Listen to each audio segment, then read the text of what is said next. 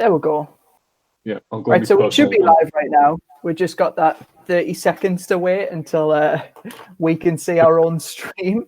So if anyone's joining us right now, welcome to the Film Look live stream, Volume 3. I'm laggy, aren't I? My connection, all right? Yeah, your connection's fine. We're not quite connected on the actual stream yet, so just wait for it. Oh, there we go.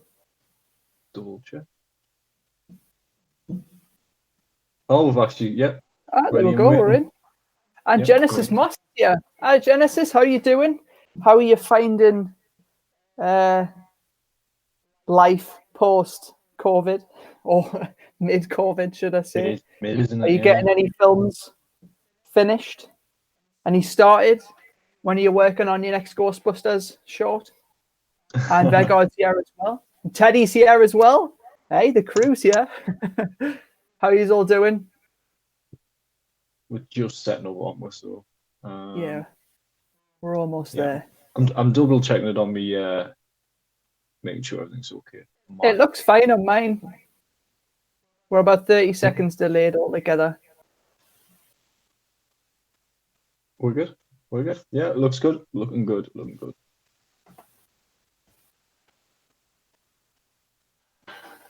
A bit, maybe it's just my connection that's really bad. It should be all right. Yeah. Are you buffering at all on yours? It's probably just mine. On the actual YouTube thing. Aye. Yeah, it is a little. It is buffering, but on the other one, it's fine. If anyone's listening, just let us know what the stream's like, and then we can always try something else. Because we are in two. Oh, my keyboard has just ran out of batteries. So go back to that. It's really laggy on mine. I'll give it a couple of minutes and see what it's like. I hope they haven't shut us down again, because that's what happened last time. Oh man.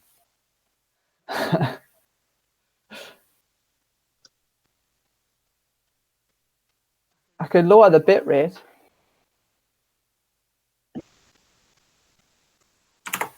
Right, let's see if this gets us back. I hope we're back. If we are back, I'm going to be happy. If we're not back, I'm not going to be happy. I've just lowered the buffering right down. So it should be okay. Oh, there we go.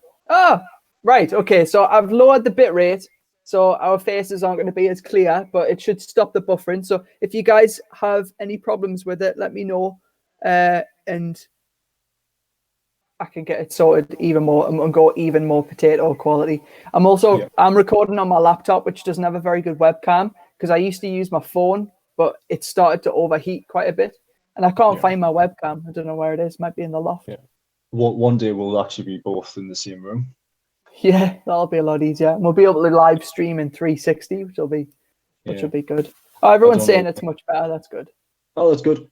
Right. If anyone's got any filmmaking questions while we're talking as well, or if you've got any questions about anything we do say, put them in the chat and we'll try and keep up. I think we just about did that last time. We might have missed a call, but we had a few extra questions, didn't we? Yeah. Rob, do you want to show off these clapper boards that we've had sent? Yeah. So we got contacted by a company called Film Sticks, and they make film sticks and clapper boards. Just going to throw that over there. So as everyone knows, clapperboard, this is one of the ones I sent. This is like a standard size. Got a good click if you hear that. It's like magnetic, really good quality. You actually can take these apart. But what they've done is they've actually sent us a couple of different versions. So that's that size. And obviously, Rich, you haven't seen these. So this is UK slate. Yeah, it is. I think they're going to do some for other places as well, just to cater for everyone. So this is like the package that you get it in. So this is a slightly smaller board, if you can see that. Yeah. So this is really awkward. This is why we make proper videos. So I'll put that one down. So it comes in a pretty cool box. I'll show you the size of this one. I'll take everything out. So there's the sticks. There's some mini sticks like that. So that's the size difference. This is really awkward. That's the size difference of that. And then this is the board. So normal size board, mini board. How cute So is is that for like macro shots or close-ups or something? That Long one's lens. for pretty much macro. But if you want something even smaller, if you need something even smaller, So they've even like brought out. like let's say we get like an extreme close-up on someone's eye and we need it to dilate or something. Yeah. Or if you just need a little keyring, look at this little bad boy. Give it a clap. Let's have a listen. So this is the normal size, and this is the other clapperboard. And if you want to get really close, you know if you like filming in such a quiet location, or like mice, if you're doing like a little movie like Mouse Hunt, you would just be like, action. Do a little 3, take 1. Do a little 3, yeah. So I mean, it looks pretty big. This is actually just a prototype. What they're thinking about doing, because I was chatting to Anthony, the owner of the company, they're going to get rid of like DOP and director, because there's a little DOP and director on there. Obviously, there's a big one on here, but you probably don't really need one on such a small board. So we'll probably get rid of that, make everything a little bit bigger. These are separate as well, so these actually come off. But what's quite interesting about them is, so this is the other side board without the sticks on, and then this is the sticks, and they just go on. Obviously, it doesn't fit. And the reason they've done that is because when you get is this Perspex? This plasticky thing that boards are made out of, you can get them as a different.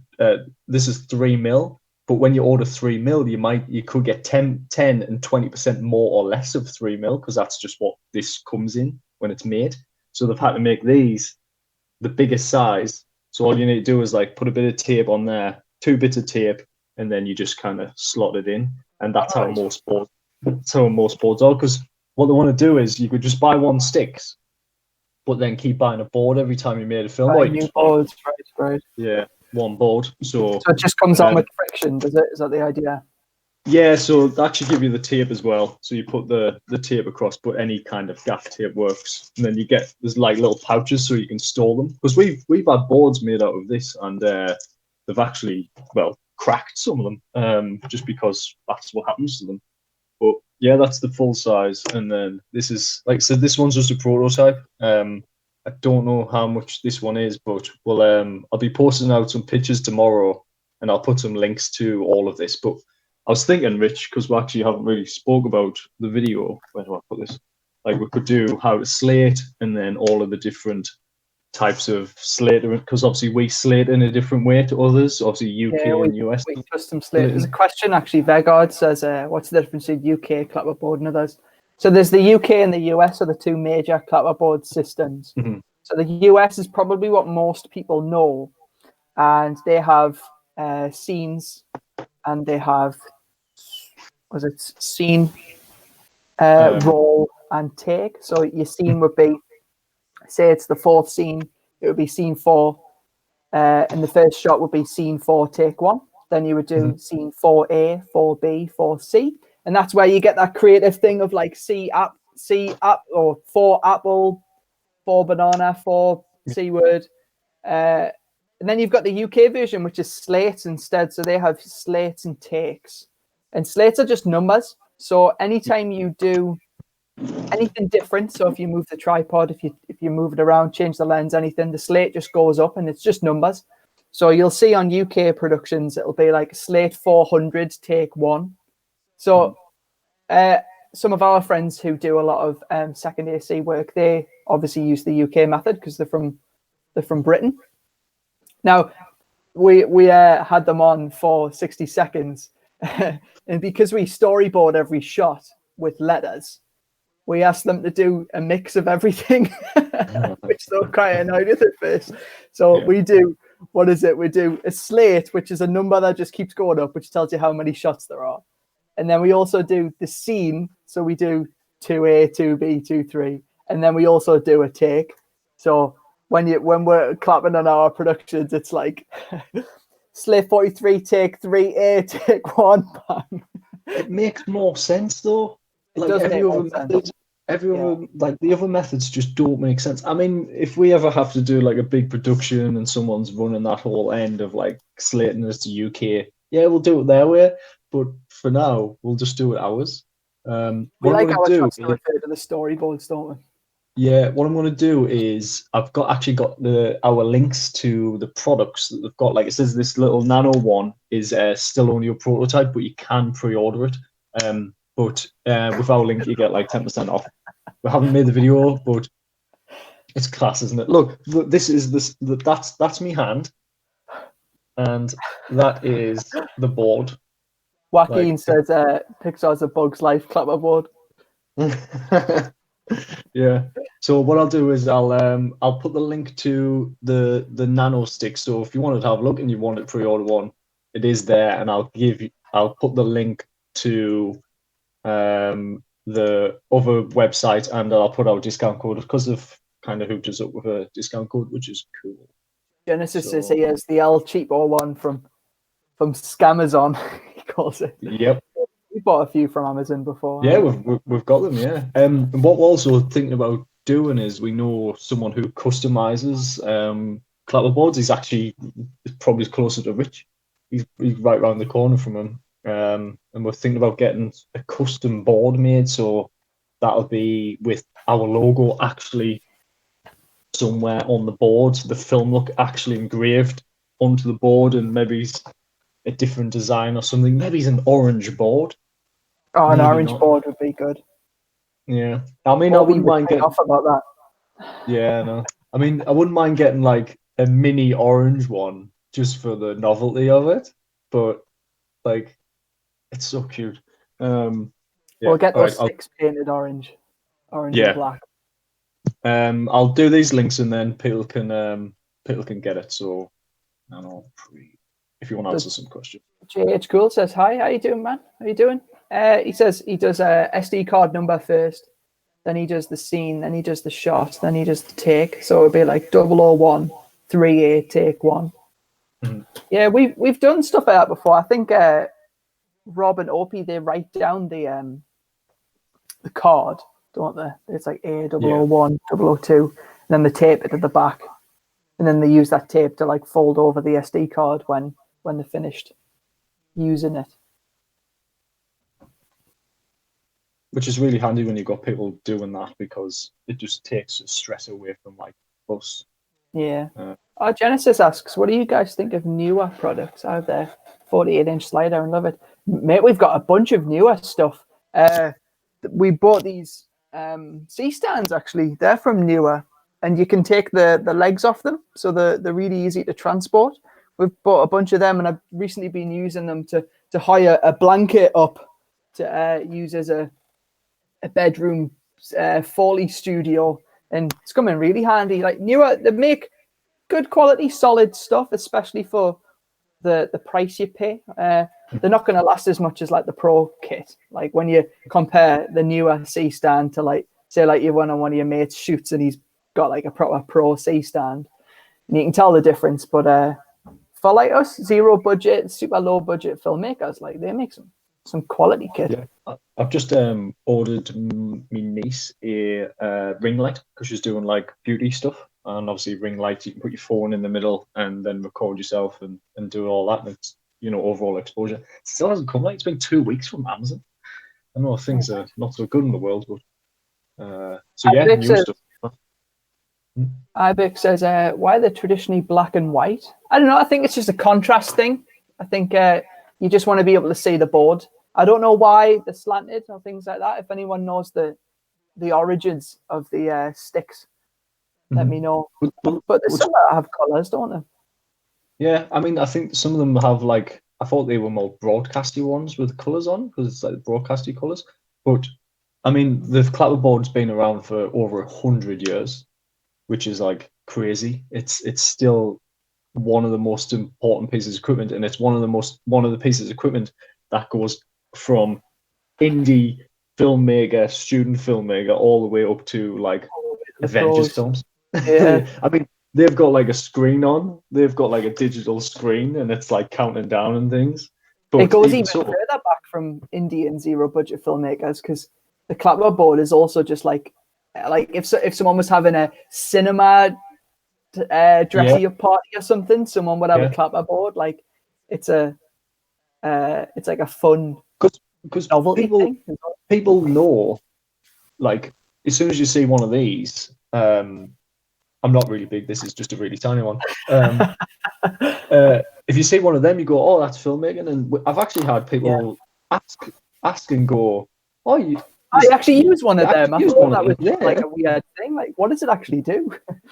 Yeah, and it's like so important in terms of audio sync, but then like marking your shots, getting into the edits. Because I think in the last shoot as well, we learned a few new things about slating and stuff from the people that we work with. So like when we're doing pickup shots, so you might do the entire scene, but you might think that you've got the first half, but you just want to redo the second. You would put like PU on the clapperboard. So when you get into the edit, you go, well, this is scene 1, but actually, why is only half the scene here? And then you go, oh, it was a pickup from A point, and stuff like that. So I reckon we'll make a pretty interesting video about like how to use them, and I want to try some tricks. I've seen people that like flick it upside down and then it lands and catches it. So we'll see how many clapperboards we can break. I'll see how many we've got. How many you got at the minute, Rob? We've got 4. We've got 4 right. different ones. If there's 4 by the time we get back into the studio, I'll know that. you have been throwing one at the wall or something. Yeah. But yeah, the probably it's the best boards I think we've had, because we've got like a few. We've had the Amazon ones. So if you're looking for like a really really good board, we've just getting these. We will be doing a review on all of them, and possibly a few other bits and pieces with them, which is super cool. But yeah, they contacted us. They just the other day. Actually, I haven't even spoke to you about this, which kind of messaged us and just explained who they are. Went on a Skype call with them and some of the other creators that are like part of this. There's a girl from Australia. She runs a YouTube channel. I actually subscribed to her, which I didn't realize. So she's got them, and there was a few actual. I'll say this, actual filmmakers, like professional filmmakers who've worked on like big films like Avengers, who was on the call. It was like an aerial photographer who does like films like that, and they were talking about them and they want to get involved. So I was just like, oh, this is super cool. Like the other people that are involved with this brand. It's not just YouTubers. I was saying to them, it's perfect for us because you want to help advertise on YouTube, but obviously you want to do professional stuff and industry stuff, and that's where we want to eventually get to. So it seems like a nice fit. It does. Cool. I can't wait to the time when we actually get to use the tiny one. Yeah, I think we should just use that one all of the time. Just like, and then people will be like, "Why have you got such a tiny clapperboard?" And then get the big one out. Be like, "Oh, just kidding." Or the medium-sized one. Oh, what we could do? All right, next time we get someone on who's not been on a shoot before, so if we get like a production assistant, whoever's clapper loader, we'll get them to incrementally make it smaller and smaller without saying anything, like every hour, and tell them why they're using this one and see if they notice. But yeah, we'll just keep hiding them and go, oh, just use this one. We've got a spare one. And like, where's that one gone? No, we've got this one, and then just go. There you go. Just. He never uses a slate. He says, I try to shoot everything in order. The shots are not that big, so I remember roughly what shots I need in the edit. In Premiere, I just go through and drag them all in the timeline. What about syncing, though? Do you not sync your sound? Like, if you listen to your sound takes, are you not like, oh, man, what's that?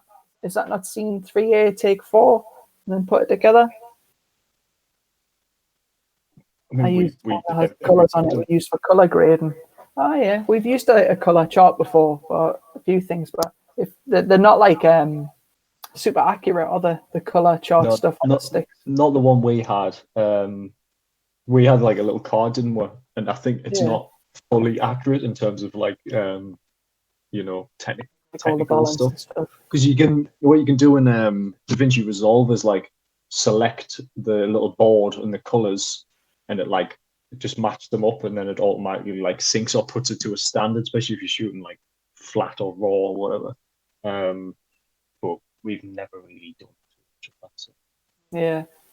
All right. Under the ledge says Wikipedia's origin of the clapperboard. The clapper has two sticks hinged together. Was invented by F.W. Thring, who was head of FT Studios in Melbourne, Australia. So it's an Australian invention. Yeah, it is. Is that what the guy was telling you in the Skype call?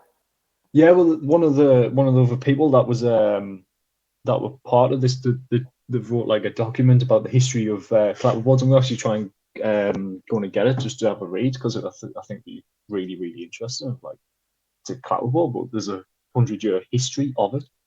So yeah, Australian guy. So AW Zone says make a video on cinematic lighting. Well, it's your lucky day, AW Zone, because we've got about 6 or 7 on cinematic lighting. So I've got a playlist. Yeah. If you can find that playlist, I'll post it. I'll do that now. Yeah. We've got one on like computer screen lighting. We've got like exterior nighttime shoots. We've got one on short side lighting, which is an important part of making your film look like a film, and a bunch of others. It says I use auto sync. Works very well. We're trying to say the scene when the camera and sound are rolling. Hey, mad.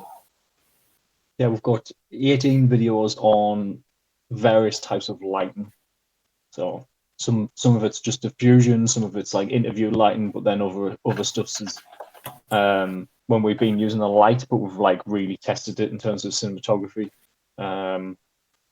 Few DIY lens like skirts, even white balance, because that's super important for cinematography. Such a basic thing, but it can really help set the mood of your cinematography. So I used to auto sync in Premiere for syncing the shots in 60 seconds, because when I started putting the clips together in the timeline, I didn't bother with the audio. I just thought, don't worry about it. I'm really happy that the auto sync feature is in Premiere, because that would have taken absolutely forever.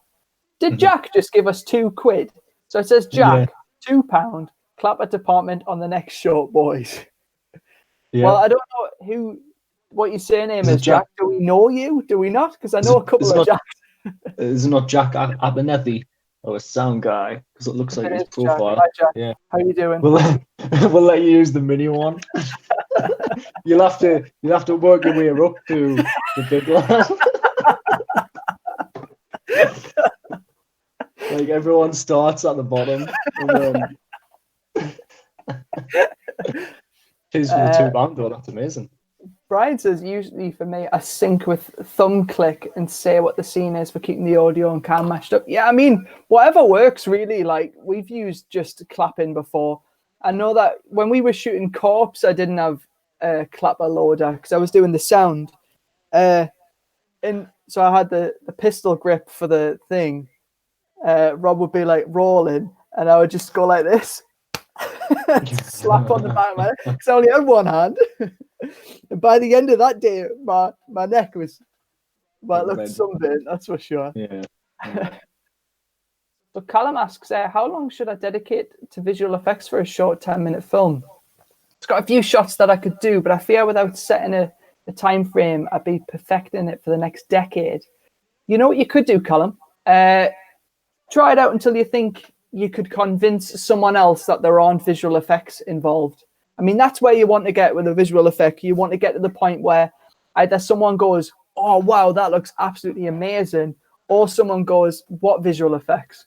So if you want to send us a before and after or something, the filmlook@gmail.com with like maybe some 6-second clips or something, because you just need some extra eyes on it, just go ahead. But in terms of time frame, I don't know. It really depends on what your deadlines are like, and how integrated you want the effect to be. Like, we don't really have that many visual effects on the latest film, but there was some like time issues with like a digital timer on the fake bomb that I had to try and redo, and that was maybe about 5 or 6 hours altogether for a shot which was, I think, 14 frames. But I know that someone in the comments would have said something. What I do is, if I get anything done, I'll like play the video to Rob and just go, just watch this, Rob. Not tell him that he's looking for visual effects, and then if I can trick him, if I can get to the point where he goes, what are you sure it is? I mean, yeah, most of our visual effects are just like things that we just couldn't, either mistakes that we did make in the shoot, and sometimes it might be like painting out something that shouldn't be there, like Crew. We had to do that once. It's like in the mirror, but it was like for 3 frames or something. But yeah, just I think the best ones are when you don't realize.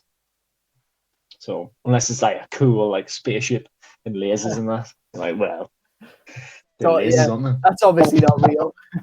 Yeah. Cool Like I said, I broke my small HD focus last year. I'm sending it to repair next week in Norway. Every tech stuff, 5 years warranty, so that's great. Hey, we were looking for a small HD focus for a while, like a second-hand one. They seem like really good monitors. I think if we can snatch one quite cheap, that'll probably be the next one we'll go for. David Horn says, hey, guys, love your content. We love you too, David. Thanks for coming along. Yeah. Oh, it is Jack Abernethy. Yeah. Thanks for the £2, picture. Yeah. Says, nah, I'll stick to holding the boom for now. Oh, we'll get him a tiny boom. And a tiny mic.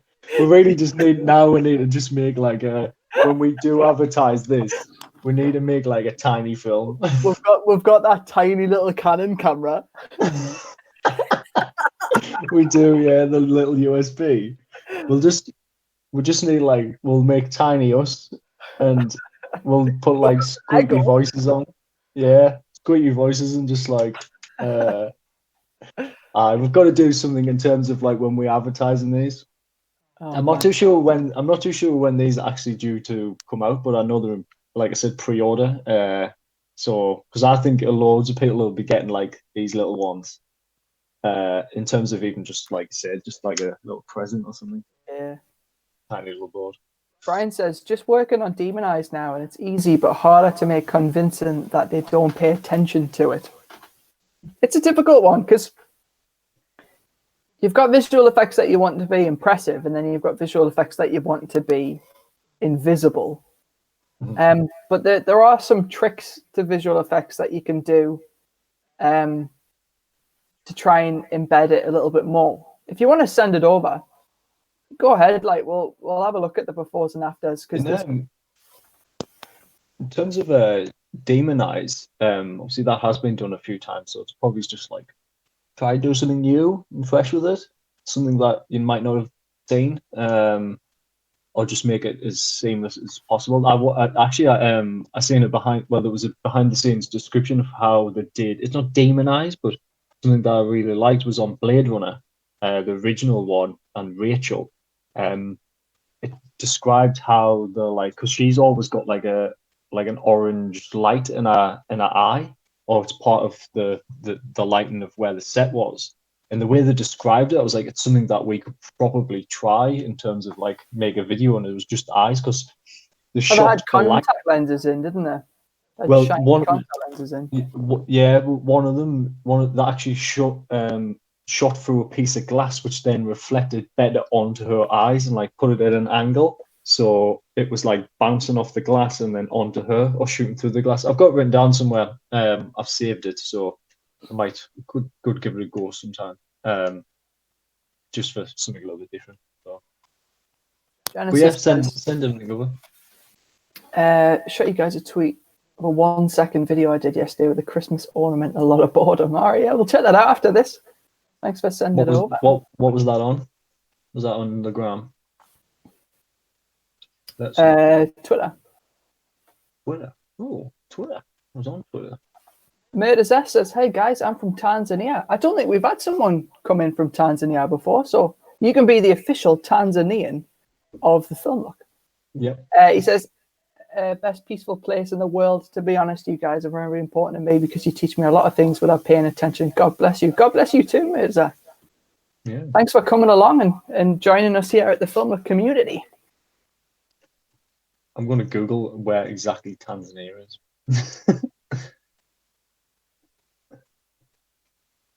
Downsizing, the Film Look edition. I heard Downsizing wasn't a very good film though, so hopefully we can make something a bit better than that.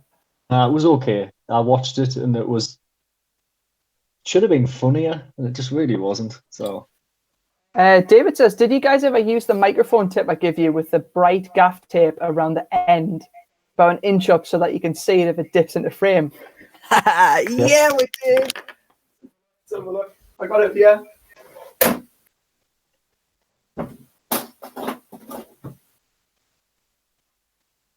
Is that coming up? There you go. Bright gaff tape, an inch up.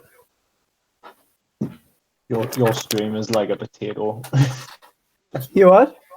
Your stream is like a potato. I know, is it mine so or is it bad. both? No, it's mine. It's this webcam, man. It's terrible. Oh, webcams are bad.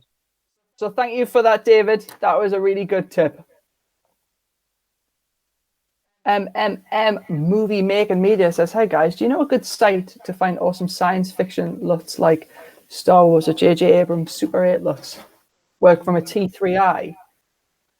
Oh, I don't know. If you just have a quick Google, there's probably a bunch of stuff. Film Riot have like a bunch on their store of LUTs and everything. Actually, they've got tons of stuff on their store now. And I know they've got a bunch of like different LUT packs. But if you what you should do if you've got a particular film in mind, like Star Wars is in terms of science fiction, just put Star Wars LUT pack, and then someone they'll have bound to have made some form of pack just for Star Wars looks or Blade Runner looks or something like that. Iridescent Production says the potato look. Well, I'm sorry, Teddy, that I can't afford a really good webcam. One day we'll be streaming in 4K and it'll be wicked. I'll buy a better webcam. I'll spend like 30 quid on a webcam. Oh, actually, Teddy, you can buy us a webcam. Send us an email, and I'll give you my address, and you can send us a webcam. Yeah. Begod says you should make something with small stuff like the slate. Those pocket light will make big 10K lights. You should make a video on how to make a movie. See if someone believes that's how it's done. Yeah, so we make like a whole episode and like total deadpan of us making tutorials on how to make everything really tiny. Mm-hmm. Actually, after what, because I've been smashing through Community again, and I got past the episode where they're like claymation. Oh yeah, that's and good. It makes us think that we need to do like an episode where we're just like either cartoons the whole time or like Lego people the whole time, and we like set up the set so it looks exactly the same with where the lights are, but everything's tiny. I love stuff like that. Like it's so much detail that can go into it. It's just, you see the time lapse videos of them like doing it and pulling away and doing it. Yeah. But that you see the time lapse videos like a minute, but that's like hours and hours, and it goes like a meter. I mean, it would be good to do like something where it is us presenting and then the clapperboard there and stuff. What I think we should do is make like a one which is like 4 meters by 4 meters, and then just have a giant one in the background. Let's go big. Some forced perspective stuff. Yeah, I'll email them. I'll see if they can make us one. Teddy says in this current pandemic, he's a bit out of pocket. That's fair enough, Teddy. No problem at all. Yeah. Jack asks how we're doing, by the way. Doing all right, Jack. Aye, not bad. Just working through the sound design for the film, which I'll show in a bit, actually. To be honest, though, I just want to get back to work. Like, I'm sick of... Like, the reason I've got a studio is because I can separate my home from work. But the fact that it's, like, right here, and then my bed's right there, I can't sleep and I can't do work. So it's just, like, the worst of both worlds at the minute. Other than that, all this time off, I really can't complain. It's quite nice. I'm the same. It's just sitting in the same place, really. It's just we've got like proper desks and setups and everything. It's nice to be able to like go do some work, come home, and because at the minute I'm just writing. I've got some episodes written. I've got like 5 episodes written for us to do. I'm going to try and knock out another 4 or 5 that's on the list. I mean, they're all like 75% done, just because kind of need to see the film, and I got bored.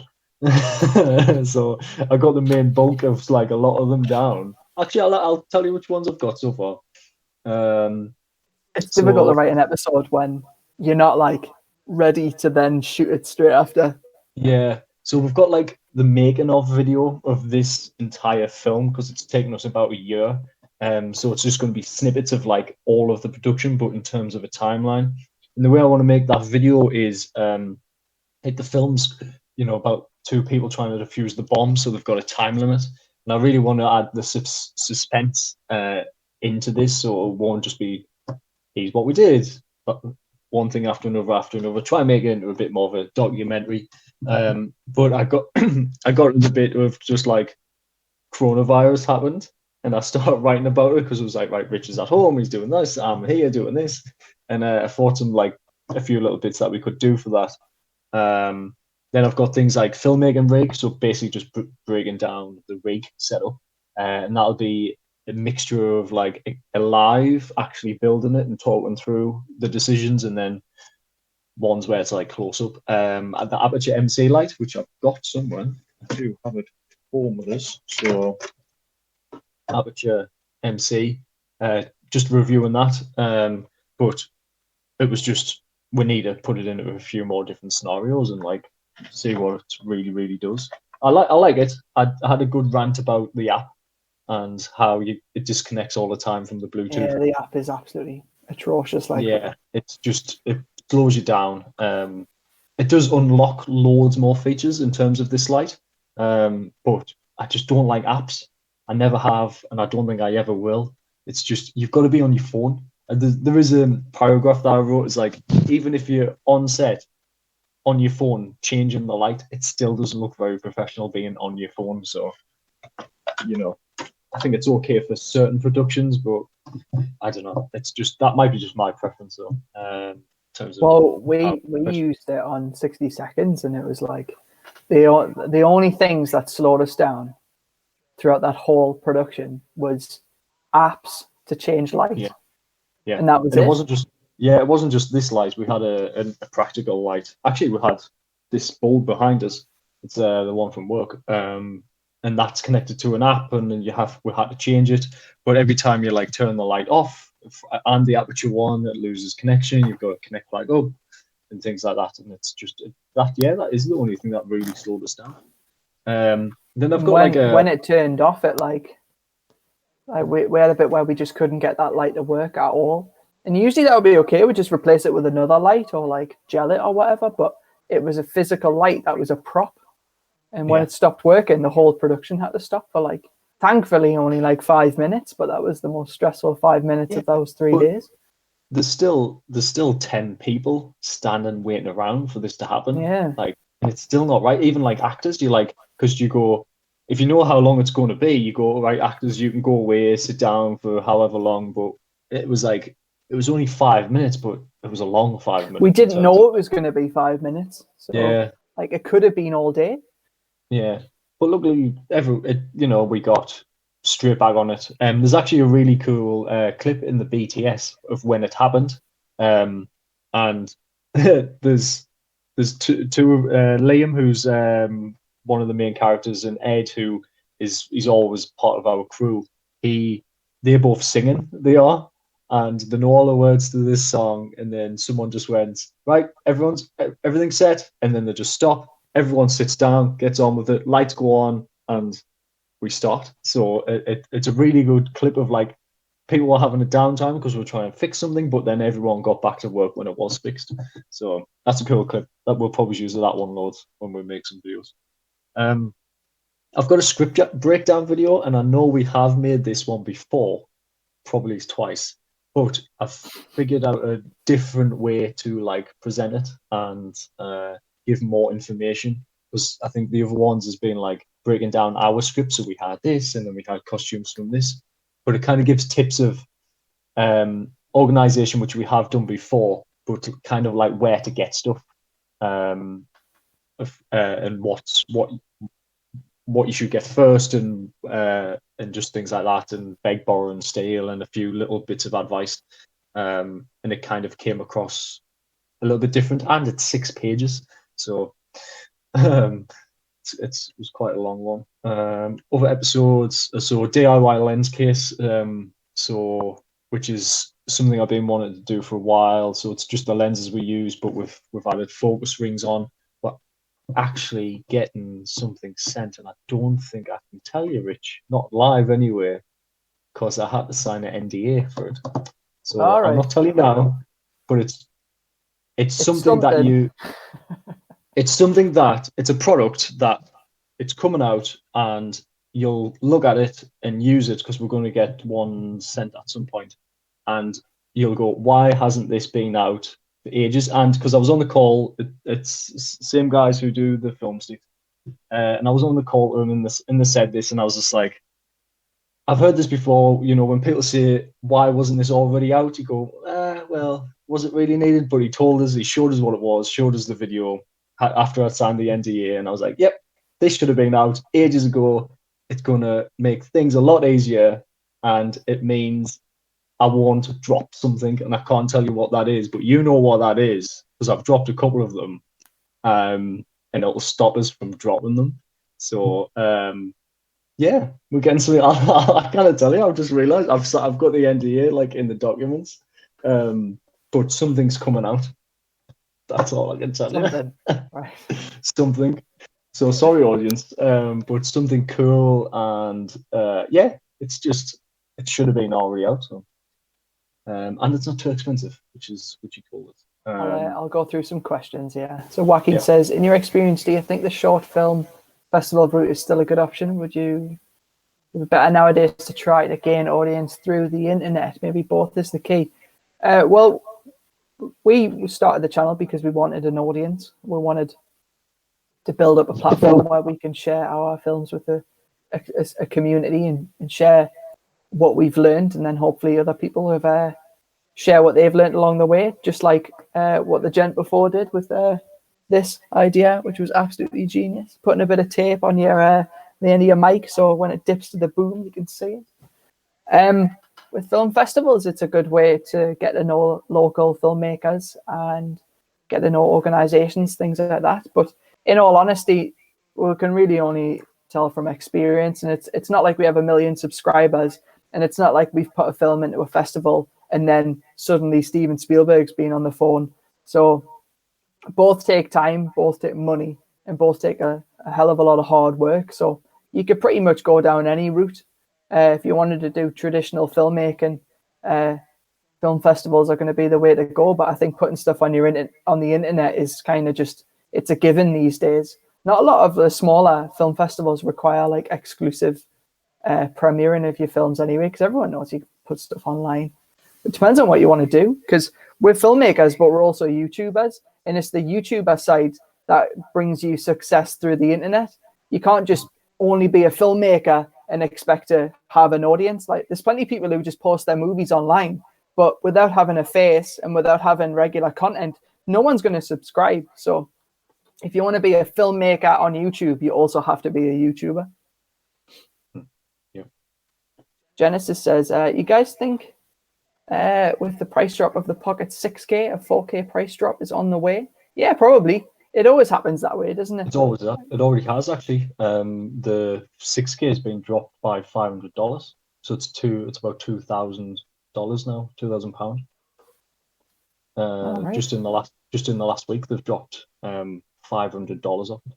So you can pick one up for like next to nothing. Actually, one of the sites I seen had like a second-hand one. I think it was I can't remember now. One of the main distributors of the cameras in the UK, CVP, and they had like a one for like 800 quid, 4K one, which I was like, that's steal at second-hand. That's like a really good price. I mean, we bought second-hand stuff all the time in the zone. And I think it was factory refurbished, which is still pretty good, because you get a year's warranty and it's factory refurbished from Blackmagic, so it's going to be pretty much new. But yeah, they've just knocked 500 quid off, which is a lot. Not bad. Like, everyone should just be getting the Pocket 4Ks, like, shouldn't they? Yeah. So, Mate says, I invite you to Tanzania, right, Rob? Pack your bags. We're going to Tanzania. I can't really even walk to the shop at the minute. when this coronavirus thing passes over, we'll go to Tanzania and we'll climb Kilimanjaro with you. Yeah, Mate, East Africa. Oh, is that where it is? Nice. Teddy says the app as well. He doesn't like the app. The aperture MC light. Yeah, the app is it's just, I don't know. It works. It's good when it works, but connecting to it, the connection is what they need to sort out, because you have to like constantly reset the light. And they've just announced a few new aperture lights that they've got a cob which is bicolor. I think it's one of the brightest ones as well, and you can connect to the app via that. So I'm like, they're putting this app into their massive production lights, so they really need to sort the connection out, because it's just it's just not robust enough, is it? It's proper finicky. It's really annoying.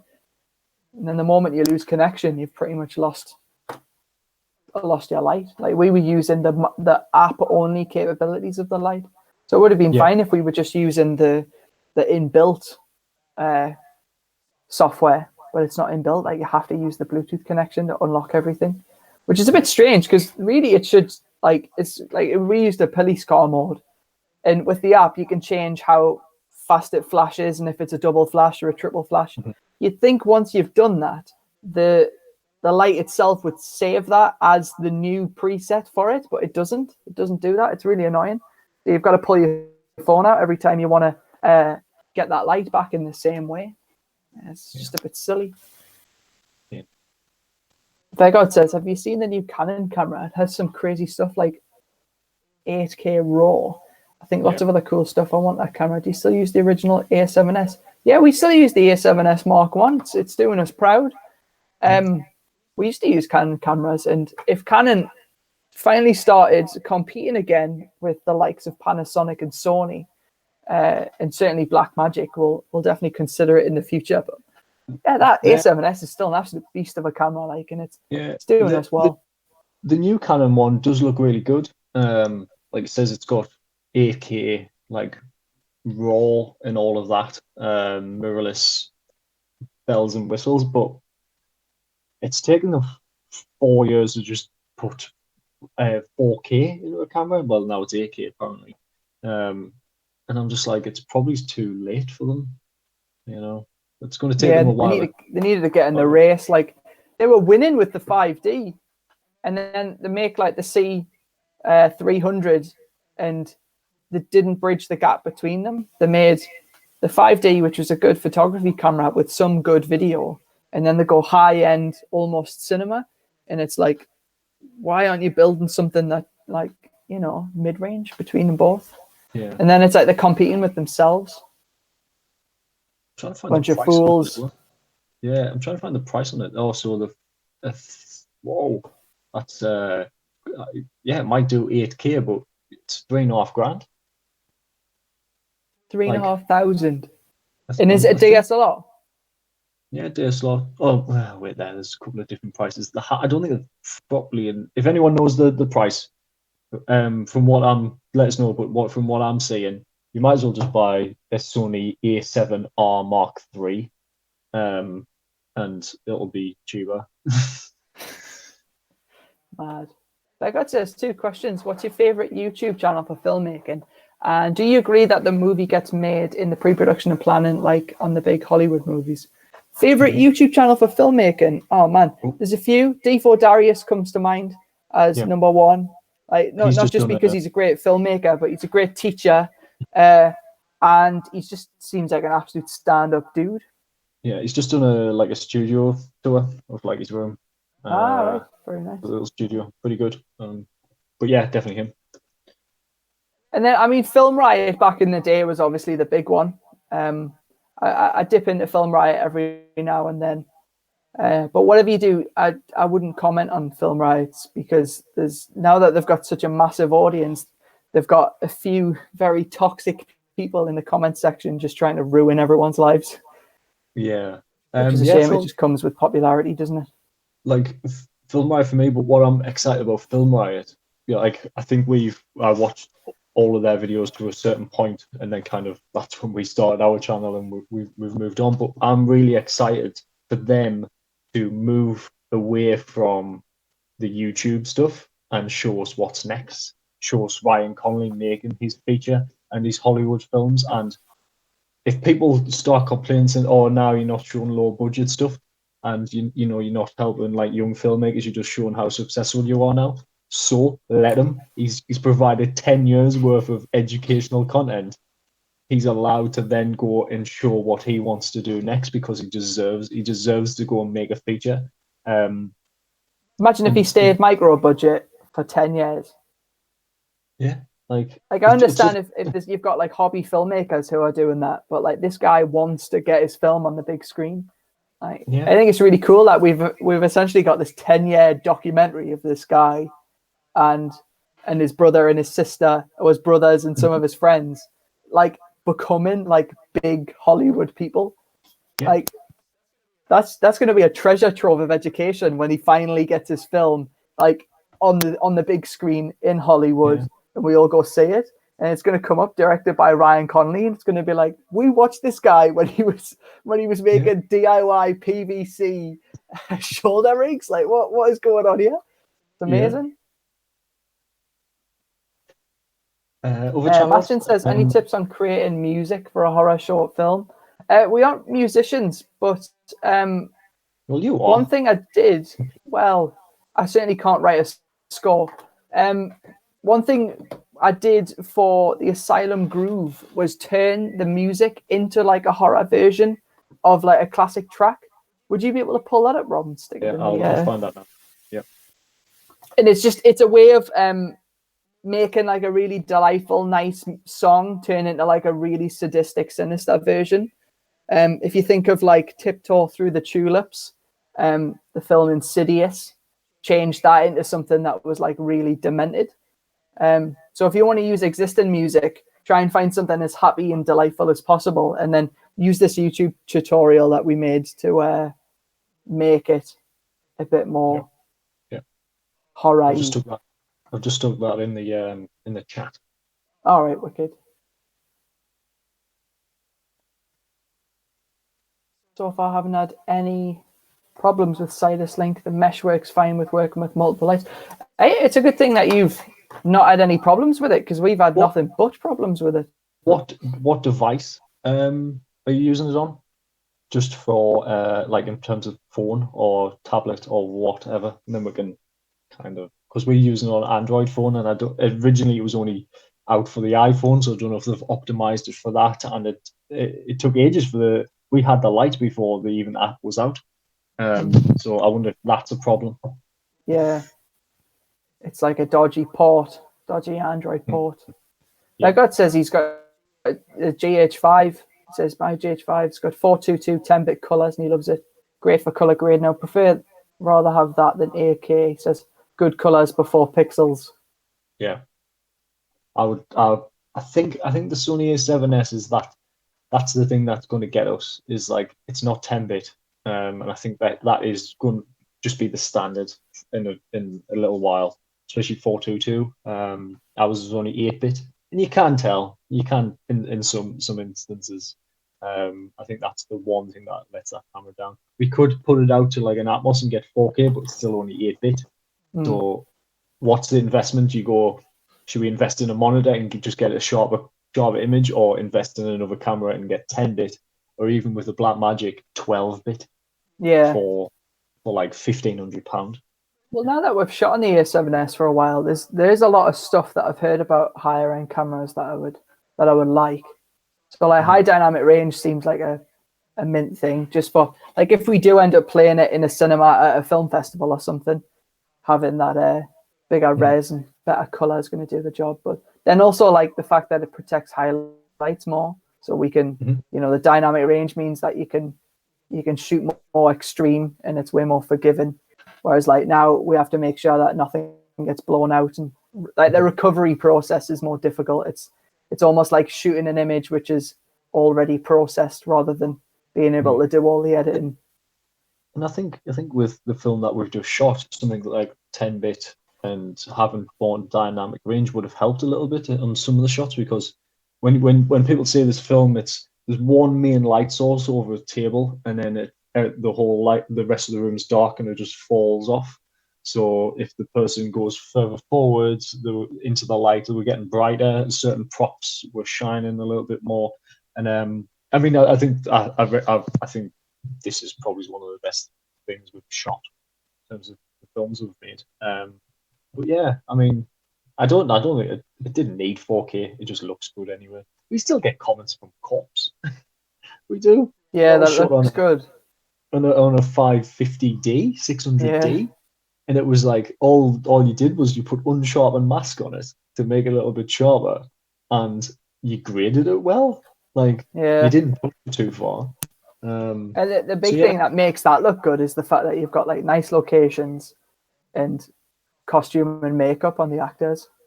Mm-hmm. Like the fact that they look dirty already like give texture to the resolution, which makes it look more high res. Kind of like the way putting film grain makes things look sharper somehow. Mm-hmm. Yeah, it's a strange one. Oh yeah, Mystery Guitar Man. Yeah, he's gone Hollywood. It's so strange to see Mystery Guitar Man making these big movies. Who's that? Oh, he's like OG YouTube. You'll have seen like his videos before, but he hasn't made things as Mr. Guitar Man in a while. I'll Google him. The Beggot says he likes the channel. David Sandberg. Oh yeah, Pony Smasher. Pony Smasher's the one who did Lights Out, isn't he? Yeah. Oh, and he's recently done what's that? That Shazam did Shazam as well, didn't he? He started out making shorts in his home, and now he makes big Hollywood movies, but he still makes shorts. Made one a few weeks ago. Oh yeah. He's the director of Shazam. Aye. Oh, and Annabelle movies. Bloody hell, man, he's cracking it out, like, isn't he? Yeah, he's done a few since he did that film. I mean, the horror genre is like it's got a resurgence now, hasn't it? Because it's cheap to make and they make a lot of money. So that's what a lot of people are saying is like start with write a horror and try and get in the industry that way and make one on the cheap. And it's Blumhouse, isn't it? That's who's Blumhouse. Yeah, they're cracking out some mid-range, mid-budget movies. Yeah. So there's like you can get into that way. I don't think I've got ideas for loads of films, but just not horrors because I've never really watched any. So not my thing. Because when you watch them, you look at the corner of the screen. Yeah, I get really scared. to be honest, I've just realised this room's getting really dark since we started this, and there's a big red light behind it. So exactly. Nah, that's scary. If I go off, you know why. Do you wanna see some of this stuff from 60 Seconds? I don't really know what to show you. Well, like I don't know what to start with. I haven't seen any of our next short film for how many weeks? 6, 7, 9, 22, whatever it is. I don't know. And you've been working on the sound, so I haven't even heard any of it. Just shows a scene. Just shows something like, and you know what I want to see? If you can, I want to see all these audio layers that you've put in. All right. Okay. Yeah. Let me get it up then. I've got the scratch audio, so I can do a little before and after. Now it's not everything's leveled out. I've leveled out the dialogue. I still haven't EQ'd it. I haven't leveled out the Foley, but I had to listen to it earlier, and it still sounds better than the scratch audio. Good, so good. I'll show you all these layers. Right, let's have a look.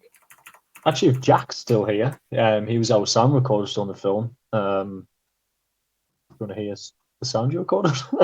So for the dialogue. I don't think this is everything. Oh, is it? Is it coming up yet? Oh, there we go. Yeah. The good thing about the new Audition is you can actually take tracks off, like you can hide them with this tracks thing. Let me see if I can. I'm behind on the stream because I'm talking to you right now. So if you see you've done something, it's going to be like 30 seconds for me. So this is going to be interesting. Because if anyone didn't know, me and Rich are not in the same house. So let me see if I need to find something which sounds has some zest to it. Right, I'm going to take my headphones out. I'm going to have a listen. Mhm. If there's any questions come in, Rob, answer them, and I'll try and find a good bit. Yeah. Okay. I'll not be able to hear you for a bit. I'll have to find it where too. So, because what we've been doing is, Rich, since we went into lockdown, luckily, just as things went into lockdown in the UK, we just wrapped on the film. So we managed to, and it was only the last sort of part. It was like my bit that we needed to edit in. So we actually had most of the edit done. It was just to add those bits in. So then Rich took the main computer home and edited the rest of the film, and then started doing the Foley work. So I haven't listened to any of this in a couple of weeks because we haven't obviously been in the same place. And then this is the first time I'm going to hear anything really, just like you guys. So we're not going to give too much away in terms of spoilers. Oh, I'm getting a bit of feedback from you, Rich. Oh, so it's because I got my headphones on as well as my earphones. All right. I don't know what's coming out of where now. Right, hold on. Oh, this'll. I've not got us up. I've just got the thing up. Yeah. Right. Yes. Let's have a look. Right, so these are all the layers so far. I'll do a little sweep. I've put them in chronological order as much as I could. So I've got dialogue things, and then I've got some Foley stuff. So it might be a little loud at the minute, but I want to maybe play like the first few seconds, just to see what you think. I'll play that now.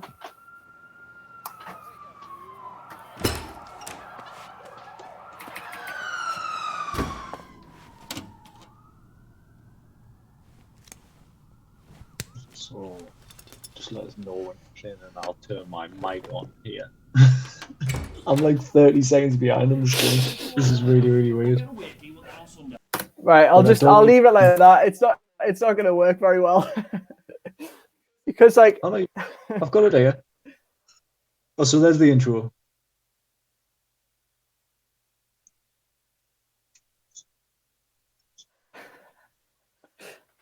Oh, you can hear me talking. Yeah, because I'm coming through. Never mind. I'll Yeah. Never mind. Because all right, so I was working on it today, and I started writing stuff down for it, and I realized that there's so much to talk about while doing it that maybe I'll just do it live at some point.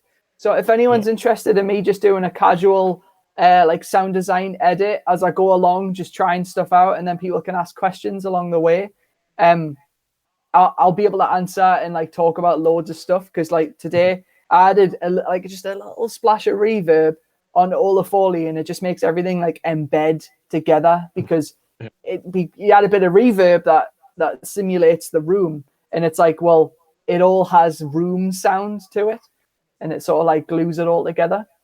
I'll tune in when you do that, and I'll have a listen. All right. Because it's so weird at the minute, like, yeah.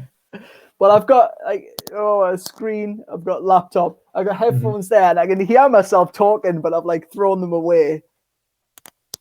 Oh man, so it's a bit difficult getting this this perfect. Oh, got any questions coming in? Let's have a look. We've got some.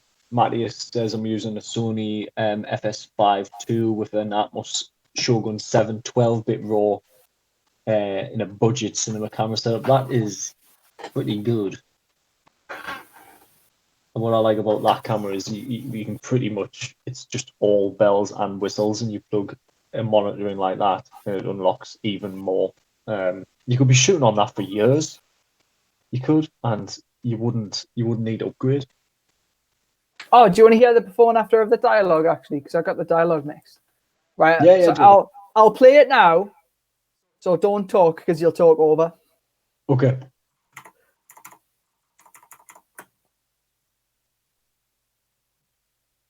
Right, hold on. Yeah, so this is the before. Aye. Loads. Oh. Whew. Every man and his dogs out there. Whew. And this is the after, I think. on Sunday. Aye? Lots. Oh, whew. Every man and his dogs out there. Right, have a listen to that. I couldn't hear that.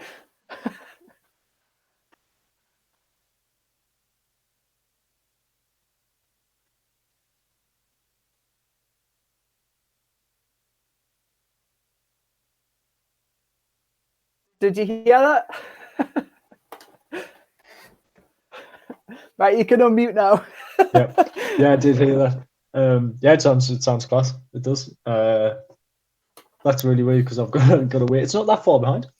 The stream bitrate just went really low. I think that's because we were showing the screen. So if the stream drops out at all, just let us know. I'll do arcade buttons. They're not pure. They're not perfectly in sync, and I still need to work on them. But I'll play these because it's quite funny. Okay. Just make sure that all my layers are on. Right, I'm going to press play now.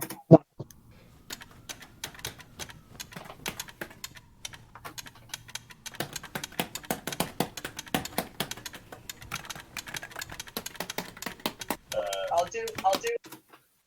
Oh no, that's got the scratch audio in. Don't listen to that. Never mind. It's too difficult to try and do this when you're like 30 seconds behind.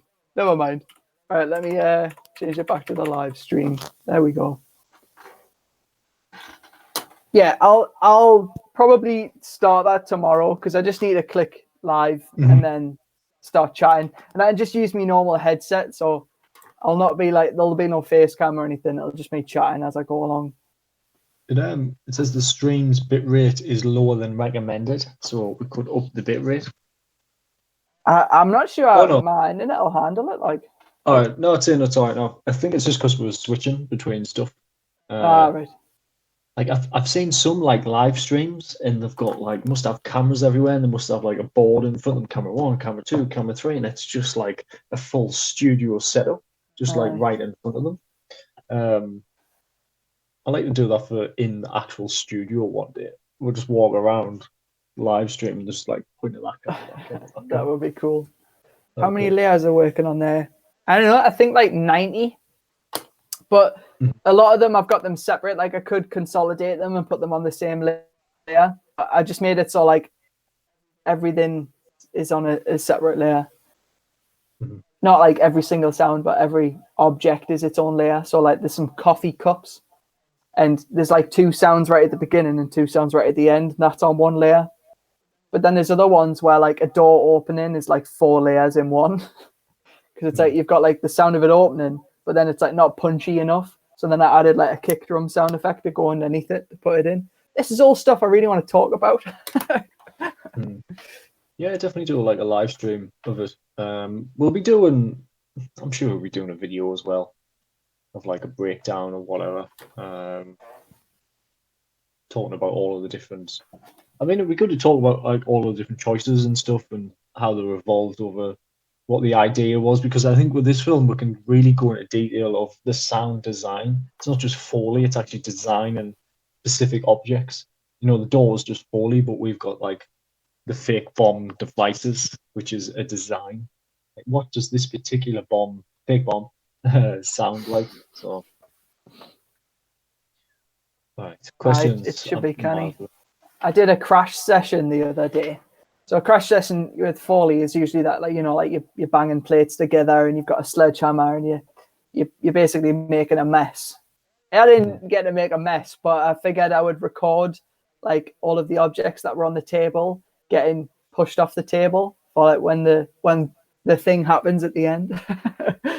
So like I've got like the coffee cups getting knocked over and stuff like that. So I'm hoping that when I do those bits right at the end, it'll sound really good and you'll be able to hear it and it's like, oh yeah, there's all these objects that are there. I might even try and like VFX the coffee cups flying across the screen or something. I'll see. I don't know. Yeah. Right. Question. Did you watch Film Riot's video about low budget?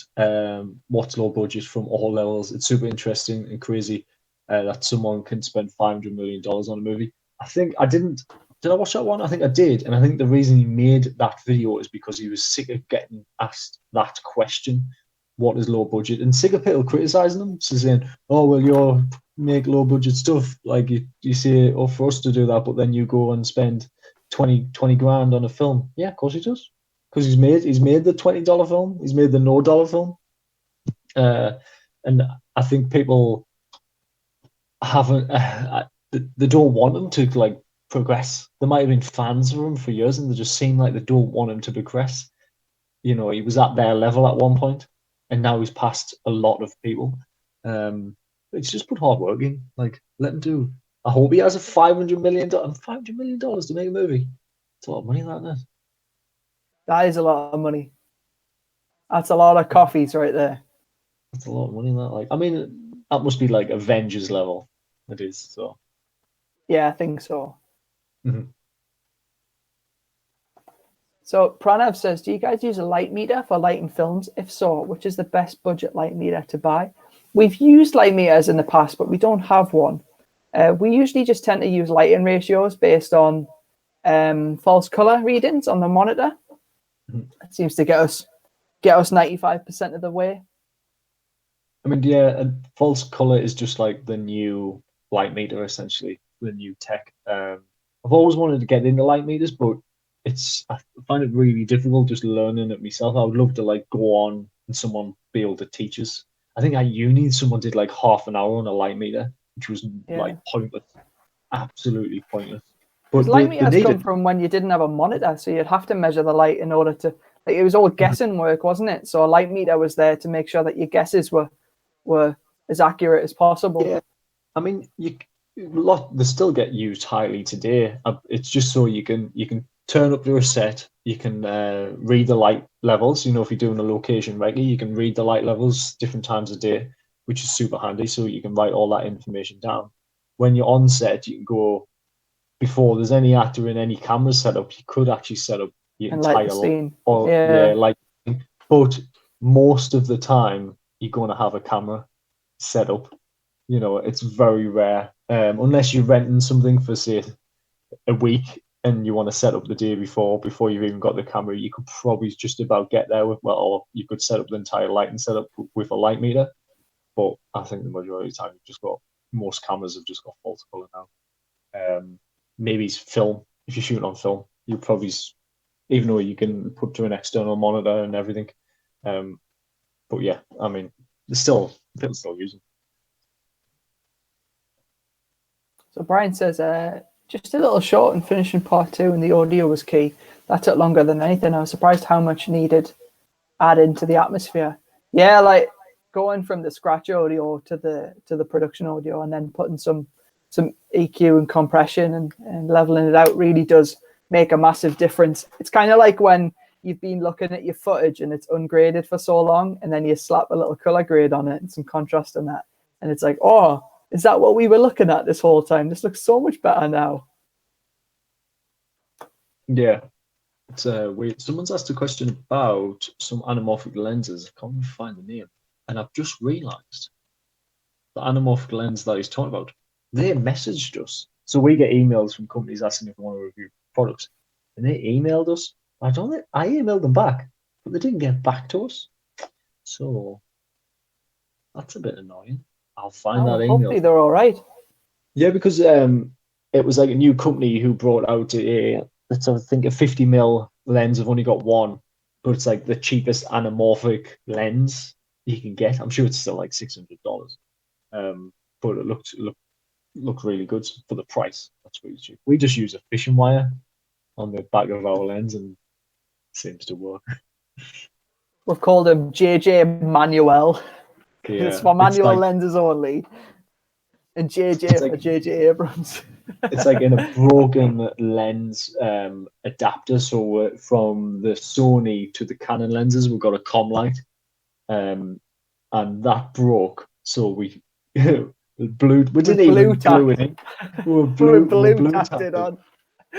Like some people would go when I really think about it, we'll put blue tack so close to that sensor. If it got hot and melted, there would be no cleaning that thing, but it didn't. So Like, that was a risk we took.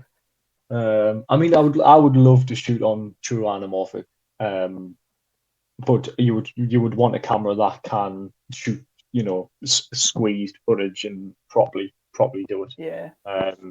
Just for that, because I've seen a lot of Joshua Martin stuff, who's a YouTube channel. He shoots a lot of SLR Magic anamorphic on the Black Magic, and that's got an anamorphic mode, and the GH5, I think. And his stuff always looks really, really nice, just for the anamorphic. Yeah. Aye. And I think, but for what we shoot, the reason we wanted to shoot this latest short film in anamorphic mode is just because it's like an 80s action film, and it suits the tone of like anamorphic. You wouldn't really shoot a rom-com in anamorphic, but you could. It totally makes sense, doesn't it? There was a TV show I was watching the other day, and they were shooting an anamorphic, but then it was Future Man. Have you ever watched Future Man? That sounds like a proper knockoff, like. But it's supposed to be, right? So Josh Hutcherson. He's in. He's in a bunch of stuff. Yeah, I know what. So it's like a Seth Rogen produced. I think he directed the pilot as well. And the idea is that he's this video game guy, and he's the only person to ever beat this game. But the game is actually a training simulation sent back from the future to analyze who's going to be the savior of society. And then so it's like him and then two people from the future who are totally out of their element. It's basically just Bill and Ted, then. I suppose so, yeah. Kind of. But that was shot anamorphic. But then you watch it on Amazon Prime, and they've cropped it. It's in 16:9. It's really annoying. I was watching it, and the bokeh, obviously like oval bokeh, and there was some fringing and things like that. And I'm like, that looks anamorphic. I looked on IMDb, and it's in 235. But for some reason, Amazon Prime decided to put it in 16:9. They do that with a couple of films, and it's really annoying. Like when we were doing the podcast, I was watching a film, and they like squeezed the left and right out. That's Amazon, man. Sort yourself out. Like, I'm sure there've even some TV shows like Man in the High Castle. I'm sure that's anamorphic, but I can't remember. It must be streamed that way. Cool. You know what? I did see the picture of Future Man, and I was like, nah, I can't do it. It just looked like it's pretty over the top. It's one of those like pre-digested, over the top sexual comedies. It's funny. I just watch it when I'm doing exercise. Yeah, it's time travel, so I'll watch it. Anything with time traveling. Well, the first episode's good because they do like a Back to the Future in the first two episodes. So you might like it. You might think it's good. To be fair, just looking from the pictures, it has a similar tone to Church. All those years ago, people won't know what Church is, but it's an idea me and Rich came up with ages ago. We did it on Skype, on Google Hangouts, exactly what we're doing now. And maybe it's not the 4.5 years ago. Yeah, I mean, some of these characters look a little bit too futuristic, but basically, Church had a little bit of time travel. Should maybe write that. Just put it out there. And then Lucas says he hates it when they crop movies for TV. It's stupid, useless. Nobody minds the black bars. That people mind if people aren't fitting in the frame. My mum and dad set the TV to stretch to fill the frame. Oh no! And not even like zooming in to get rid of the left and right. Like literally, like squeeze it out. Yeah, it's really annoying. Vigard says, "I like the lens flare, Rob. Looks like something like J.J. Abrams." Put it there. Shall I show you something really cool though? I showed this last time. We're going to do it again. Computer, cool. Turn the light to purple. Cool. Oh, it does support that, computer. Turn light 1 to purple. Boom! There you go. Oh, mate. Look at that. Ladies, put your phone numbers in the comments below. Hey, I'm on my phone right now, and it's got a pretty good flare on this. Like, I mean, it's directly into the lens, but yeah. Looks good, that My neighbours must be thinking, what's he doing in there? Rave. Yeah. Yankee asks, what inspired you guys to become filmmakers in the first place, and what was the worst thing that happened on one of your sets, and how did you overcome it? Well, starting off, what inspired? It's weird. I wasn't really into like making films, and then my friend said he bought a webcam, and he was like, "We're going to shoot a Matrix movie in the back garden. Do you want to come and be Neo?" So I borrowed my sister's trench coat and got my brother's Oakley golf sunglasses, and just started like beating up my mates in the back garden. And then from there, it was just like, I don't know, something to do. It was fun, and like no one else was doing it. Like, it was like my thing, and it was fun and a bit different. And it was just a way to get your friends together and make some daft stuff. And then also like putting it on the TV, and then like making your parents and your brother and your sister watch it, and like actually getting a reaction from them. It was like, oh, this is pretty cool. I mean, for me, I was always watch movies all of the time growing up. You know, with classics like Indiana Jones and everything, Star Wars, and just that. But I was thinking about this the other day because I always give a different answer. But really, when I was a teenager, I obviously grew up in the time where phones just got video cameras. Like when I was a teenager, like we didn't always have them, and then we always like shot little things on our phones. So the phone I had actually had you could record, pause, and then record again, so you could like edit as you were shooting. And we did this little clip. So I was running after my mate, got him by the throat like that, and then he said something, but then I paused it. And then he went away, kept my hand in, and then played it again. And he like disappeared. So we did like in-camera effects like that. And then my mate had like a really, really old family video camera, and I think he might have the video somewhere. And we just did little sketches. We did Guess Who Got the Job, which is like a sketch of. We all actually played the main role. So there's three of us on the set playing PlayStation, and then someone comes in and goes, "Guess who got the job?" Like really excited, and then we're like, "You got it." You're like, "No, Alan got the job," and then you had to be really disappointed. But we all took turns. Then we did like a day in the life of Scream, because me mate had like a Scream Halloween costume. He actually had the mask where the blood like dripped down. But it was a day in the life of Scream. So it was you'd see him brushing his teeth, but there'd be like a dead body in the bathtub. He would open the wardrobe and he just had like black clothes because it's Scream. But then there was a guy like hung up in the wardrobe like this. So like, I was doing stuff like when I was 15, 16, but there was no like, in school there was no one going, you know what, you can actually go and study this once you get into college and eventually university. There was nothing like that. So it just took me a little while to figure out, and then when I got to like in my 20s, I realized, you can actually do this is a living, and it's fun, and you get to like make films like you see on, in cinema screens. I went to a film club when I was maybe like 13. This was after like making some daft stuff with my friends for a few years. And my dad had suggested going to this film club, and I could walk to it. It was like round the corner from my house in this like it's like sports center place that have some like rooms. I got there and like everyone was like 65 plus, and like they played some videos, and like it was just like really like rubbish films. Everyone who was cast was all old age pensioners, and then there was like a kid there, and he went to the same school as me, and I didn't like him.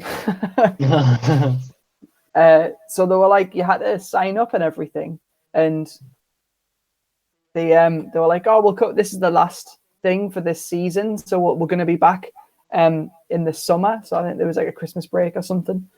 So they're like, oh, we'll give you a ring, and they never did. So don't know what happened there. But that's the first time I've thought about that in like 15 years. That's weird. This is like a therapy session for us, isn't it? This live. But yeah, I mean, I suppose for both of us, it was just like what inspired us, just the love of films, like seeing Indiana Jones. But I mean, I watched that, like it's always on the telly, and you'll always sit down and watch it just because it's such a cool film. I think I talk about it weekly somehow. You just talk about these types of films. So yeah, it's just like watching other films and people do it, and then realizing like, you know what, you can actually do this. And I think over like making a few things, it's like writing and coming up with new stories and characters and worlds. I think that's what really interests me now. After doing so much of like the technical stuff and like things like that, it's like, no, I've got loads of ideas in my head that I just want to make. So that's what else? What else do I know what to do? I don't know how to do anything else. I don't want to do anything part else. One of the question. It says, what was the worst thing that happened on one of your sets, and how did you guys overcome it? The worst thing? I mean, the lights went out once, but that wasn't that bad. Lights went out on Keep the Change. Yeah, so we're in the car park, shooting one of the sections. It was the last section we needed to shooting the film. Shot over 3 days, and then we shot that one like on an evening. And we chose a car park to shoot in, and we got the wide shot, so where the character walks towards the car, completely done. But then all of the car park lights went off. They must just go off at a certain time. So we just had to pull everyone else's cars around and then light up the close-ups. Luckily, we got that wide, because if we hadn't got that wide, I don't think we would have been able to get it, get that and the close-ups. But you can't tell in the close-ups. So yeah, the lights went out, but I mean, we had no control over that at all. But we managed to do it. But I don't know. Has anything happened? Nothing really. Nothing bad has happened. No one's hurt themselves. No one's really hurt themselves or anything. So no, it's been all right, isn't it? And the worst thing was Lucy scratched her hands up when we were filming Corpse, because she was stumbling back, and she went for it, and she like cut all her hands open. That was probably the worst injury. Yeah, other than you when your knee finally went on 60 seconds and you instantly stood up. That was the second day, and it was the last shot of the film, and we were doing this. It was a really cool camera move. I really like it. I had to like swing and down and up, but I think it was the last one. I had to slowly come up at the end, and my knee just went boop and just popped out.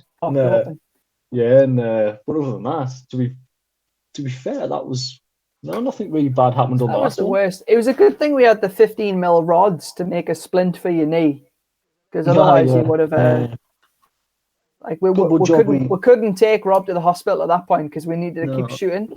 So good job we had a gimbal just to like stabilize my knee together. We'll put the Zion crane on his leg, and you were fine after that. Yeah, I was. I floated around all day, nice and steady. Luke has asked a question. He says, "What was the last foreign film you watched?" Parasite doesn't count. Well, Luca, I've not seen Parasite. I've not seen Parasite either. I was going to say it, and then COVID-19 happened. Last foreign language film? I don't even know. Maybe it's something.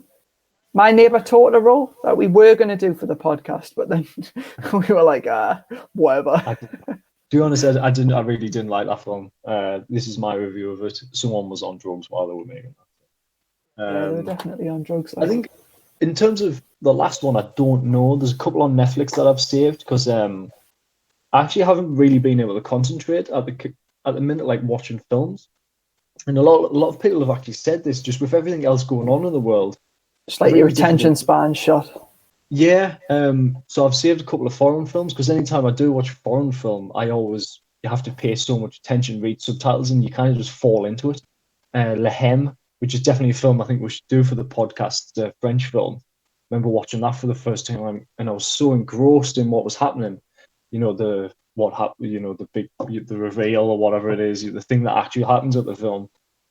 It just hit us because I was so involved in it. And but one of my favorite foreign films, and we've watched this for the pod, and we've talked about loads, is Victoria, which is 2015. I would say Victoria is without a doubt my favorite foreign film or non-English speaking film.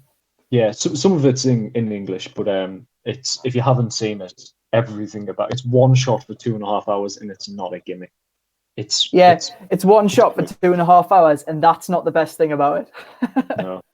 No, it's just, I don't know. I would watch. Actually, that's another. I'll put it back on my playlist to just watch, just because it's one of those films you can watch for 2.5 hours and you just follow these characters along. Brilliant, absolutely unreal. So Pranav asks, have you ever watched an Indian film? Just curious. I've watched highlights of some of the crazy Bollywood action movies, but I've never sat down and watched a whole thing before. So if you've got any suggestions for what would be a good first Indian film to sit down and watch, please put it in the comments, because it could be quite fun to do for the podcast. Yeah. A couple of people said they need to go. Stay safe, have fun. We will, and you as well. While everything's going on.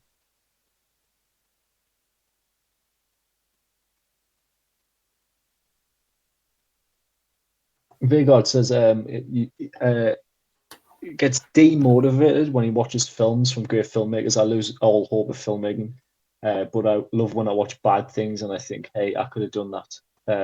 I could have done that at least. I wouldn't see it as that way. I mean, people go away and make great films because they're great filmmakers. But at one point in their career, no one knew who they were. No one knew who Christopher Nolan was. At one point, they've all just worked up there, and some of them might have had lucky breaks or whatever it is, but they all put the hard work in. When you see an overnight success, and it's like, oh, first time director, overnight success, but he's probably been working 10 years. Aye. They've probably been on the camera department for 15 years, and they've been making their own shorts for just as long as that, and they've become very good friends with all of the crew, and they've probably been second unit directors on a lot of things, and it's directorial debut. It's a very soft debut when they've already done all this stuff. It's not like they've woke up out of bed, decided to finish their work at McDonald's and make a movie. Yeah, it's I'm quite the opposite. When I see good movies, I get so inspired. I think that's just the way I work.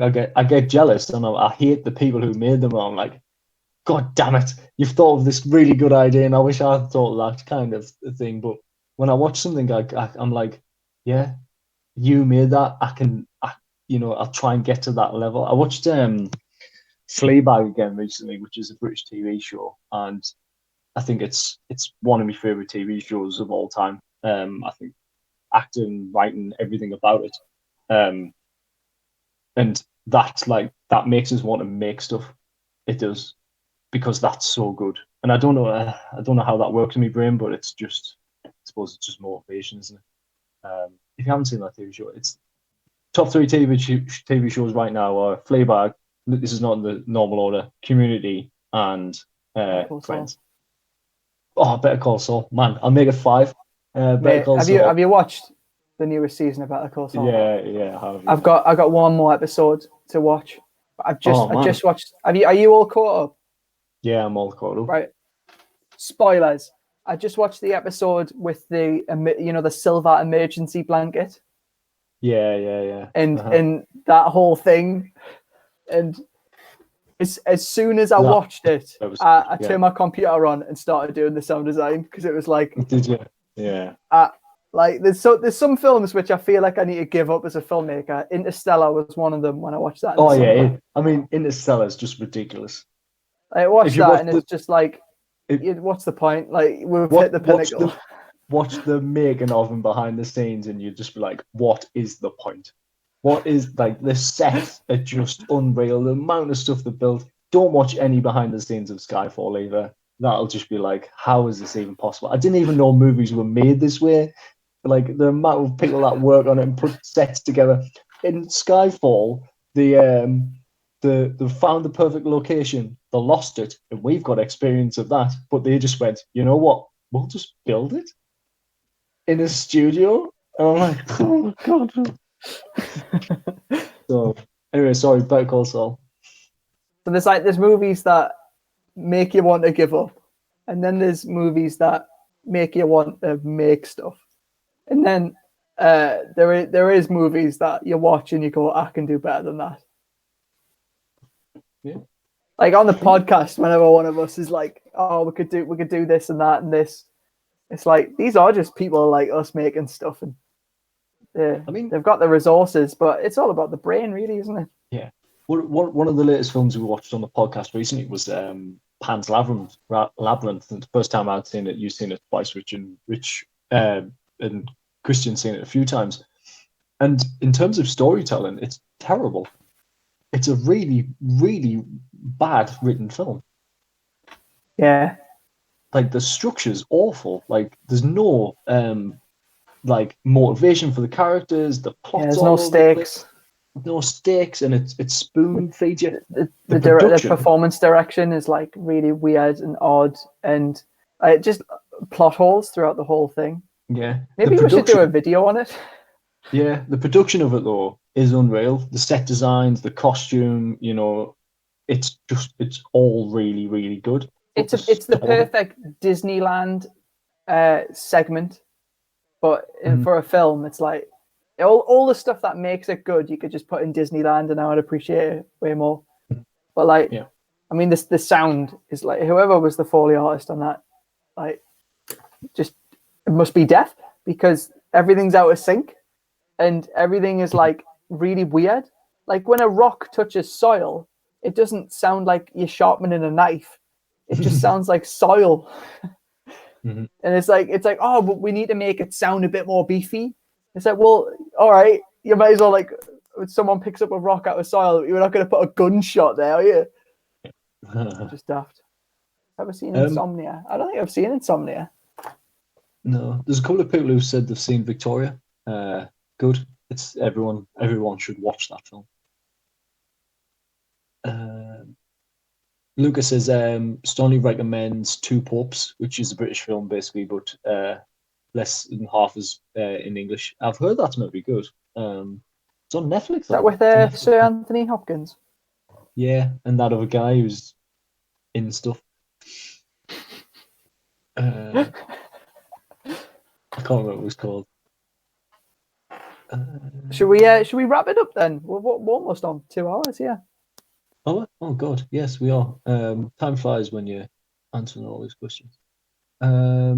Yeah, cool. I like how you're talking to each other as well in the comments. Like there's like ats at different people, and which is super cool. Which is something we've always wanted from this channel. Of like, yeah, there's me and Rich, but there's also you guys and other filmmakers out there.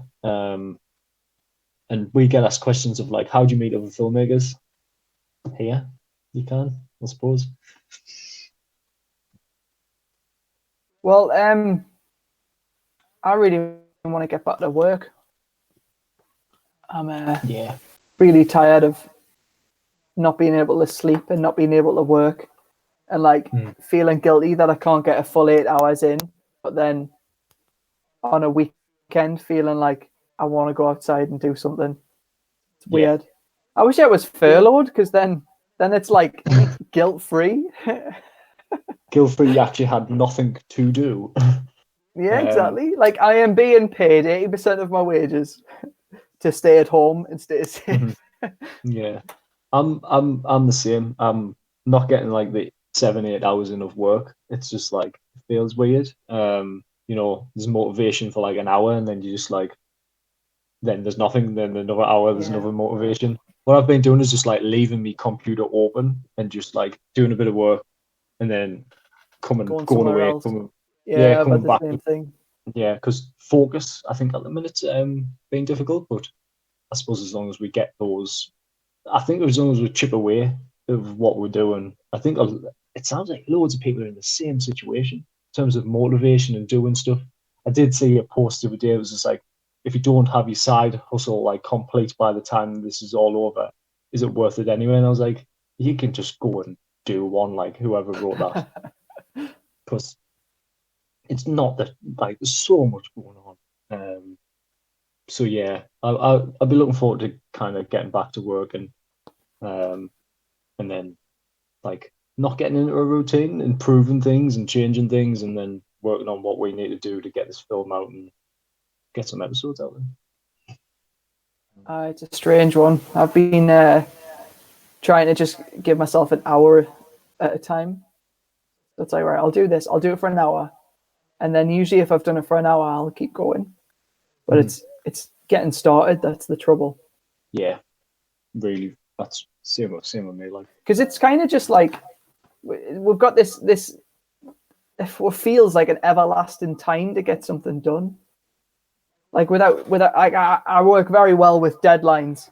If I don't have a deadline, I'll just not do it. Like, I mean, when we were doing one video a week, it was like a deadline, and we were getting it done. You just get it done and done and done, and you know, at the minute, like even watching films at the minute, people saying, "Oh, have you watched those films?" No, I've not. I know it's weird because it's like, well, I could just watch it tomorrow, or I could just do this later, and then before you know it, you've done nothing, and it's like the end of the day. But then it doesn't matter because you've always got the next day. Yeah, I did watch Jessica Jones season 3 because I hadn't seen it, and I just wanted like something to throw on and watch. And there's some good bits in it, but it still doesn't touch the first season of Jessica Jones, which was so good. Kilgrave and everything. So, God asks, how's the situation in the UK? Is it worse than last stream, or is it getting better? Supposedly we've passed the peak now. We're having less deaths per day than mid-April was the worst. The 16th of April was our peak, and then now it's supposedly getting better. I think everyone's a bit fatigued though. Everyone needs. Why can't we maybe just have like a 20, like a kind of where the Purge does it? We've got 24 hours to have the biggest massive party we can, and then we're getting locked in again. Yeah. I think it's going to be a while longer. We're the third worst country hit in total of deaths in the world. So that doesn't So who's above us? US, but their population is obviously a lot higher. I think Italy maybe, but I might be wrong. I'm not too sure about that. So yeah, China. They're not even on the list anymore, mate. Yeah, so we've been hit really quite bad. Obviously, wherever people have had deaths, it's bad, but we're like third. So I think they're going to be so cautious in letting people back in terms of back to work and back to normal, and but they've got to. Countries make no money, so. Luca says, "Best of luck with the Foley." Thank you, Luca. But now that I've got everything recorded now, I couldn't record the arcade buttons because obviously the spring loaded. Yeah. Because it was in a box, it was like really echoey. So it was like all you could hear was like springs going pa-ting, pa-ting, pa-ting. Ah, right. So I had to download them. All right, fair enough. As long as they sound good. Yeah, they do. Stephanie, they mentioned earlier about apologies for not getting the bread video out. I mean, I haven't made any decent bread yet, and it's all your fault, Stephanie. So get on with that. Come on, hurry up. Actually, you can't buy flour in the shops unless you buy like a massive bag. And supposedly it's because the manufacturers of the small bags just aren't making them anymore. So they're only making the giant sacks. Yeah. So you can just buy the catering size. I've been considering it and then like divvying it out, but never mind. Yeah, I've made Guinness cake. I made some Japanese dumplings, and since last time we're on, I'm making cookies tomorrow. Oh, so, nice. I designed my own pudding. Do you want to hear it? Right. I really wanted a pecan pie. You designed it? Did you made it? I've invented. All right. Okay. A new pudding. It's called Richard's pecan pudding. Okay. So it's a cross between a buttery biscuit base of a cheesecake and then a pecan pie. So it doesn't have a pie crust. It's just a pudding. But what you do is you get you get biscuits like chocolate digestives or just normal digestives, whatever. You put some maple syrup, put some Philadelphia, and some butter in. Mix it up. It helps to warm it up, and you mix it up into like a paste, like a breadcrumby paste. And then you got to toast some pecans, and then crush them up, and then mix it all together. And then put it in a tray, and then put it in the fridge, and then you can cut out blocks, and it's really nice. Sounds good. When all of this is over, I think we should have weekly like a COVID recipes. Yeah, just weekly in the studio, just like every now and again, or every 2 weeks. Maybe it's not weekly. I'm sure we've all been eating and sitting down enough over these last few weeks. But yeah, maybe it's once a month. You have a go, I have a go. We'll bring something in. Maybe we'll start the Filmmaking Cookbook channel. That would be good. The cookbook, yeah. Make cooking videos. Might get more views. Jack says Bruce Leans are bad on the knees. So not everyone knows about Bruce Leans. So a Bruce Lean is a way to get a slider shot if you don't have a slider. So a Bruce Lean is, so say this is my camera, and you want to get a slider shot that does this. So what you'll do is you'll lean this way, and then you'll move, and you'll sort of like squat to the other leg. You'll like go from one lunge to the other, and that's called a Bruce Lean, also known as a Jackie Pan. No, yeah, I'm sure that the Jackie Pan was something else, wasn't it? So we've got like footage of me doing this on set, of Bruce Lean for one of the shots, and then we've also got BTS of like Rich coming up with Jackie Pan, and it's hilarious. So there's actually for the next film, for people who don't know, there's an hour and 40-minute BTS that we're going to put out there, like in a pack so people can download it and watch, because it's some good stuff. Even I edited the BTS video before everything went into lockdown, and I watched it about 10 times just as I was editing and shortening it and taking clips out. I'm actually really want to go and watch it again. I was sick of it when I was doing it, but I haven't seen it in so long. This is the best way to keep your eyes off something. Yeah, Lucas says, please leave the recipe in the comments for Rich's. All right, I'll get a recipe going. And I'll see if I can make some improvements to it as well.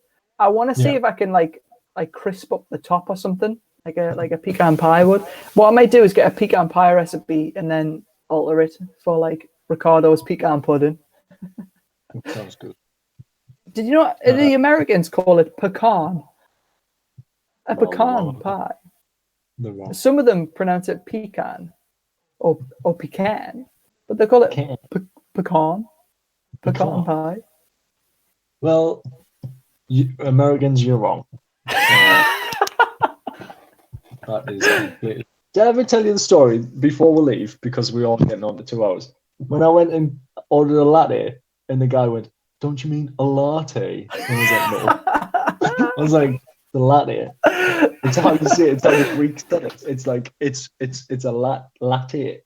He's like, latte. Well, I was down south, so. Yeah. Right, that's you know how the Americans pronounce it aluminum and we pronounce it aluminium? It's not just the pronunciation, like there is actually an extra letter in aluminium. Yeah. Like it's not just the fact that they're pronouncing it differently. Like I would pronounce it like that if I spelt it like that. So it'd be like aluminum. There you go. There's just been a comment in there saying, "You know me." I don't, but I do now. Make a video on how to get free sound effects. Go to freesound.org. There you go. Freesound.org is such a good website. Yeah, really, really good. Should we call that a? Should we end board this? How small So for people who weren't around at the beginning, this is a normal size board which you've been sent, and this is a tiny little board. See if you can like match it up.